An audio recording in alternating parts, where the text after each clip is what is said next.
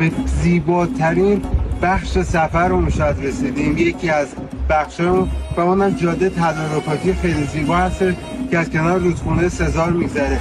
این شاید براتون جالب باشه این خط ریلی اندیمشق به درود اوایل حکومت رضاشاه پهلوی فقط در عرض 2 سال در میان رشته کوههای زاگرس ساخته شد.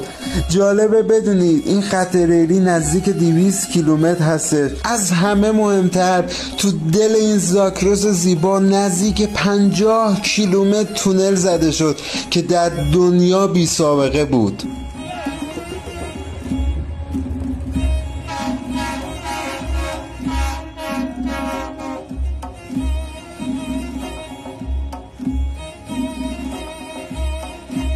جاده تدارکاتی این بالا رفتن برای اینکه بتونن این خط راهن رو بکشن از جنوب ایران به شمال ایران و این جاده باریک و کوچیک که واقعا دل صخره‌ها و کوه‌ها رو کنده که بتونه اگه جاده تدارکاتی مناسب باشه وسایل و تجهیزات رو بیارن.